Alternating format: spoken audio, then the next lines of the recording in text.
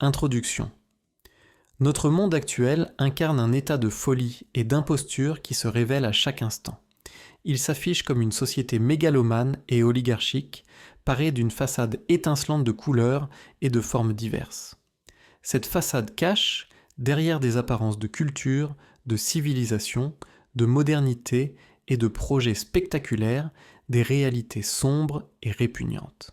Ces réalités masquent des pratiques indignes de l'humanité et contraires à la dignité humaine. Les environnements naturels et les sites historiques ont été ravagés, métamorphosés de manière tragique et sans précédent. Et là-dessus, la civilisation dégénérée et fastidieuse a continué comme si de rien n'était, arborant un visage de prétention trompeuse recouvert de fraude, de mensonges et d'hypocrisie. Elle exploite les êtres humains dans un système d'esclavagisme, sous le prétexte de la monarchie, de l'impérialisme, de la féodalité, du colonialisme, de l'industrialisme et du capitalisme libéral, sans tenir compte de la valeur humaine. Les phénomènes cruciaux actuels étouffent le monde dont l'urbicide, la prolifération des populations dans les pays pauvres, le trafic de stupéfiants, les grandes disparités des revenus, la ségrégation sociale, l'évasion fiscale pratiquée par les riches et les fonctionnaires, les guerres, le terrorisme, la perversion politique, le massacre des animaux innocents. Ces phénomènes ternissent l'esprit des êtres humains qui vivent dans le néant et le vide de leur conscience. Ils utilisent des mots dénués de logique, des objets dépourvus de sens figuré, des inventions sans considération pour les effets tragiques et un droit dénué de justice morale dans une société totalement inégalitaire et égocentrique. Pourtant, de nombreuses recherches intellectuelles, écritures, doctrines et théories critiquent ces phénomènes infernaux, mais elles se contentent d'accomplir leurs prouesses sans corriger les causes des défaillances ou entraînent des controverses, des confusions et des désaccords avec ceux qui n'ont pas donné leur assentiment. Elles finissent par être reléguées à l'étagère de la bibliothèque, consultées uniquement par ceux qui souhaitent les utiliser pour leurs études académiques ou leurs thèses universitaires comme des vestiges d'intellectuels décédés. Cela est dû au fait que le monde, avec la majorité des hommes, n'est pas encore conscient de la nécessité de s'engager dans ces travaux en tant que tâche fondamentale. Les intellectuels vivent éloignés de la réalité, féroce, brutale et misérable, et ils ne savent pas que leurs œuvres pourraient avoir un impact sur les populations qui sont pauvres, analphabètes, incultes et sans éducation. Ils ne les aident pas à révéler les défauts et les erreurs de la société. C'est pourquoi la plupart des intellectuels préfèrent rester au sein de leur cercle intellectuel en exposant leurs travaux les uns aux autres dans l'espoir de reconnaissance, de récompense, de célébrité ou de postes prestigieux. Leurs œuvres intellectuelles ne servent à rien pour un monde pervers et vicieux, elles restent figées dans la bibliothèque, telles des cadavres. Autrement dit, leur connaissance intellectuelle a été façonnée à leur image, se propageant davantage plutôt que de remplir leur devoir déontologique de rectifier une réalité insensée.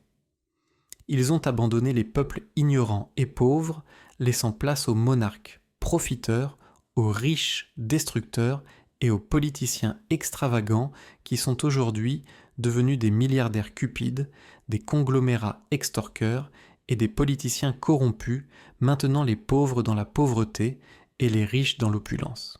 Si l'esprit des peuples est discrédité, inconscient et pervers, il est logique que leur société et leur pays deviennent également anormaux, pervertis, invalides et absurdes, tels des avatars pro-domo avec un cerveau similaire. Malgré cela, les peuples ignorent que cette anomalie est liée à leurs esprits anormaux.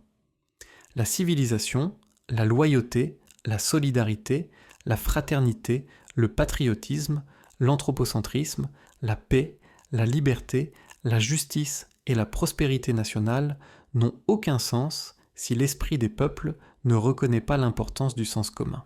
Les merveilles d'une invention scientifique, d'une croissance économique, d'une réalisation de projets politiques ont trompé la population, les faisant croire à des fictions et des mensonges sans que la vie du peuple en tire le moindre bénéfice.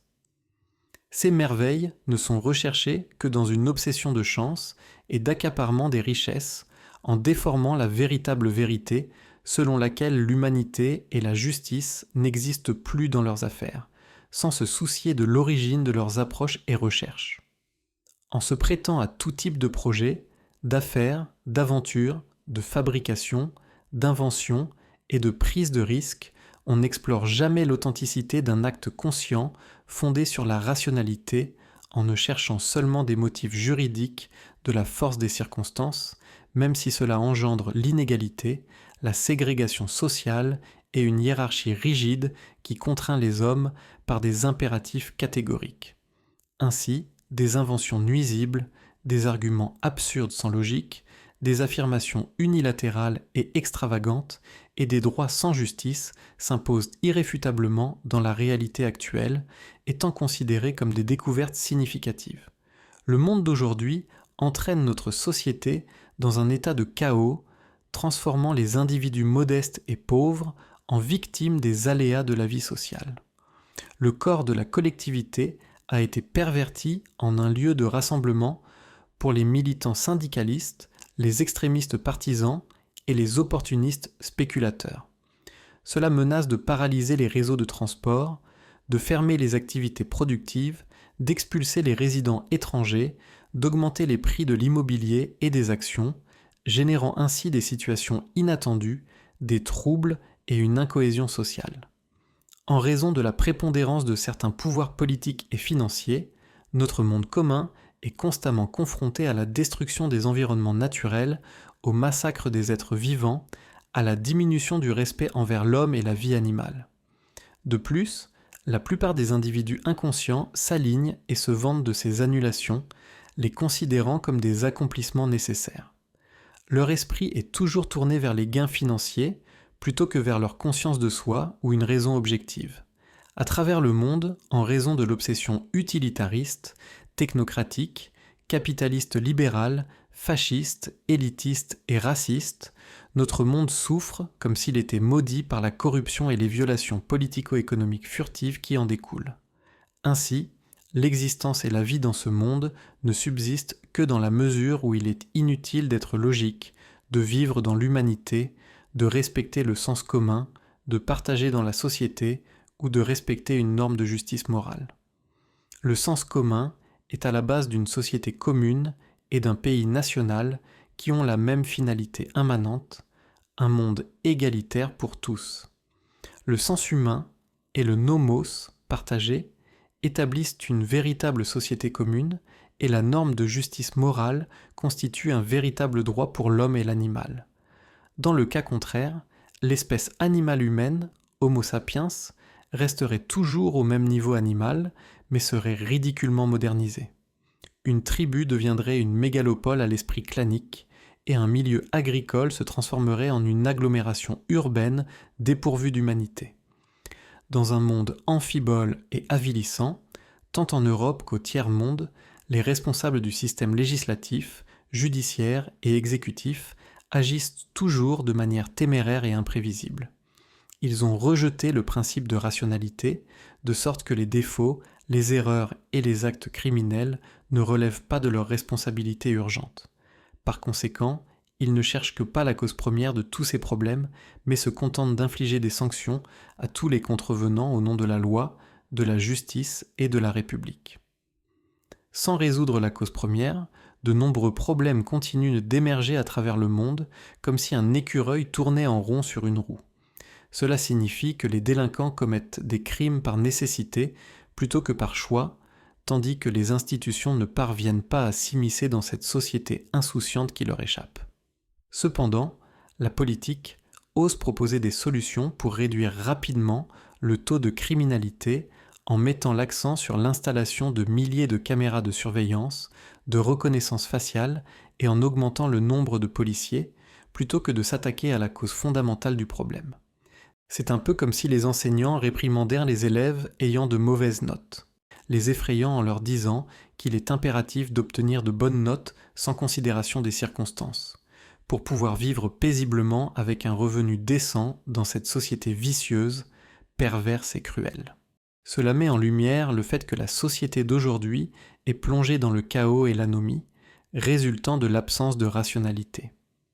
La politique se déroule sans fondement philosophique, la connaissance manque de logique, la créativité perd son sens, la production est déshumanisée, la société est désolidarisée du partage, les normes et les lois manquent de justice morale. En d'autres termes, la société perd tout sens et les moyens utilisés ne sont que des palliatifs visant à s'enrichir en inventant toutes sortes de tentatives de prétextes, de motifs et de légitimité. Par-dessus tout, la notion de mondialisation est déviée pour en faire un monopole au profit des plus riches, favorisant le localisme et le nationalisme impulsés par des mentalités claniques primitives. Cette dérive pousse le monde dans une direction opposée à celle d'une universalité, conduisant à un état dramatique, tragique et inégalitaire, plutôt qu'à un monde juste, raisonné et conscient pour tous les êtres vivants. Cela révèle que la connaissance humaine est arbitrairement falsifiée.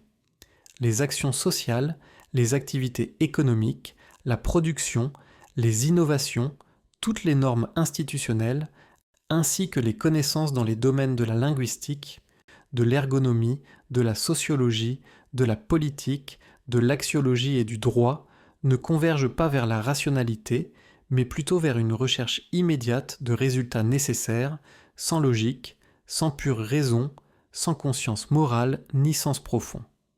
C'est pourquoi notre monde est constamment confronté à des ingérences politiques et sociales qui contreviennent aux lois adoptées, ainsi qu'à des conflits entre les entreprises et les travailleurs concernant les droits de l'homme. De plus, il fait face à une ségrégation sociale qui entraîne la désintégration de la société. Cela suggère que la connaissance humaine a toujours été axée sur les droits et les intérêts acquis plutôt que sur la rationalité. Ainsi, les idées et les esprits des hommes ne sont pas toujours soumis à une logique et à un sens significatif. Les pratiques et les mesures ne sont pas guidées par l'impartialité, et le domaine social de la socionomie et de la politique ne vise pas toujours le bien commun de l'humanité, ni le sujet de l'homme en vue d'un monde commun. Les principes, les lévicipes et les lois ne reposent plus nécessairement sur une axiologie considérée comme une faculté intellectuelle et prévoyante, ni comme un puissant levier des actions humaines. Cette absence de rationalité empêche l'accès direct à notre propre dessein excentrique et entrave la poursuite d'un cheminement sans causalité. Pour parvenir à des conclusions raisonnables et significatives, il est essentiel de reconnaître l'impératif de la rationalité en se référant d'abord à notre monde vécu et actuel. Il existe toujours un état si pervers et absurde que le monde doit comprendre pourquoi cette rationalité est si essentielle et absolue. Le contenu de cette recherche se développe à partir du thème suivant. Chapitre 1. Prendre connaissance de notre monde dépravé, dont attribut d'un monde politico-économique, fausse perception de la mondialisation et de la régulation économique. Monde où ni l'exis ni l'habitus n'existent, mais où règne une habitude chronique. Société façonnée par le délire, l'illusion et la folie mégalomane. Persona avec duplicité hypocrite dans une société contrefaite. Phénomène socio-urbain antinomique, extravagant et aberrant. Société insensée dans le monde et la Corée du Sud en particulier. Chapitre 2. Monde irrationnel de non-sens, dont du société signifiant, non signifié, absence de sens de l'être et de l'étant, non significatif et illogique, bifacialité et biaxialite, monde psychotique marqué par tribes et castration inachevée, société fabricant, non fabriqué, Homo sapiens submergé par Homo faber, la technie dans l'ergologie, société obsédée par l'artificialisation, l'infatuation contre l'immanence, société instituant, non instituée, société au sujet de la personne, sujet de l'homme dans l'étant soi-même de l'ipséité et de la mêmeté. Le monde vécu de facto dénaturé, falsifié sous l'emprise de l'historialité, de l'historicité et de l'historicisme. Néantisation du sens commun dans le monde commun. Société ruinée par le fonctionnalisme, le systématisme et le formalisme. Société de carnage, loin d'être une société chorale de compos suit. Société réglementant, non réglementée, l'antinomie du sens de la justice, de la loi et de l'institution. Nauloir, face à l'introspection, contre vouloir dans l'infatuation. Dégénérescence politique au détriment des valeurs morales, truisme du stoïcisme, de l'ascétisme, du scepticisme et du sens commun. Société de tabous, de totémisme, d'abracadabra dans un monde maléficié. Chapitre 3.